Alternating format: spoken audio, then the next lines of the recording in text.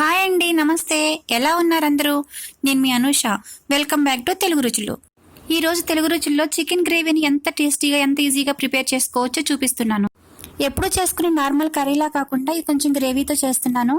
ఇది బిర్యానీల్లోకి, రైస్లోకి, చపాతీ, రోటీ, పుల్కాల్లోకి చాలా టేస్టీగా ఉంటుంది. చాలా సింపుల్గా ప్రిపేర్ చేసుకోవడం ఎట్లాగో చూపిస్తున్నాను. ముందుగా 1 కేజీ చికెన్ తీసుకొని దాన్ని శుభ్రంగా వాష్ చేసి పెట్టుకోవాలి. ఆ తర్వాత అందులోకి ఒక 1/2 స్పూన్ వచ్చేసి పసుపు వేసుకోవాలి. ఒక 5 స్పూన్లు కారం వేసుకోవాలి. కారం దీనికి కొంచెం ఎక్కువగానే పడుతుంది, గ్రేవీ కదా, అందుకోసమని ఎక్కువగానే వేసుకోవాలి. ఆ తర్వాత 2 స్పూన్లు వచ్చేసి గల్లులుప్పు వేసుకోవాలి. సాల్ట్ అయినా వేసుకోవచ్చు, నో ప్రాబ్లం.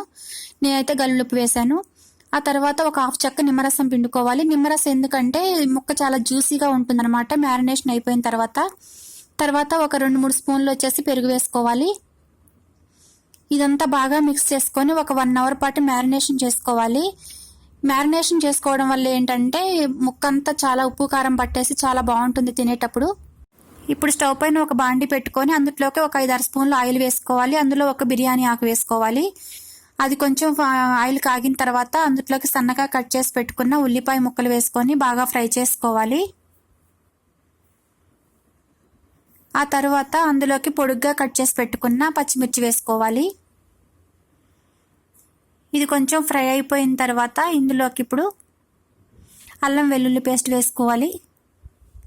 4 స్పూన్ల వరకు పడుతుంది అల్లం వెల్లుల్లి పేస్ట్, ఎందుకంటే చికెన్ క్వాంటిటీ ఎక్కువగానే ఉంది కదా, కేజీ వరకు తీసుకున్నాం కాబట్టి ఒక 4 స్పూన్లు అల్లం వెల్లుల్లి పేస్ట్ వేసుకొని ఇదంతా బాగా మిక్స్ చేసుకోవాలి.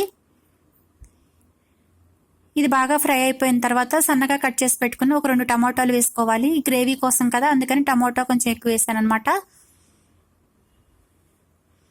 అదంతా బాగా ఉడికిపోయిన తర్వాత టమాటా అంతా మెత్తగా అయిపోయింది కదా, ఇప్పుడు అదంతా ఉడికిపోయిన తర్వాత అందులోకి ముందుగా మనం మ్యారినేషన్ చేసి పెట్టుకున్న చికెన్ వేసుకోవాలి. చికెన్ వేసుకున్న తర్వాత ఇదంతా బాగా మిక్స్ చేసుకోవాలి. చాలా తొందరగానే అయిపోతుంది. మ్యారినేషన్ చేసుకోవడానికి ఒక 1 అవర్ టైం తీసుకుంటుంది, కానీ చికెన్ కర్రీ అయితే తొందరగానే చేసుకోవచ్చు.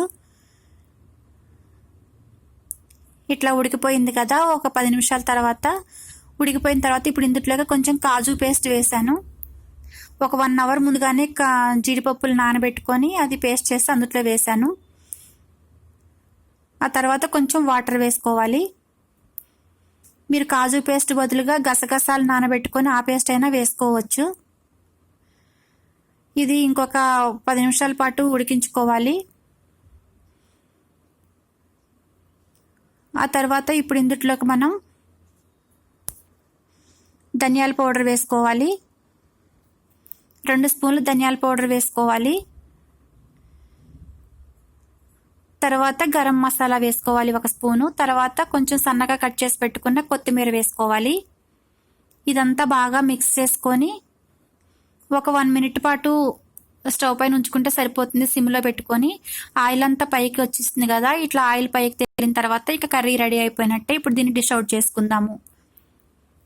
ఎంత సింపుల్గా చేసుకున్నామో చూస్తున్నారు కదా.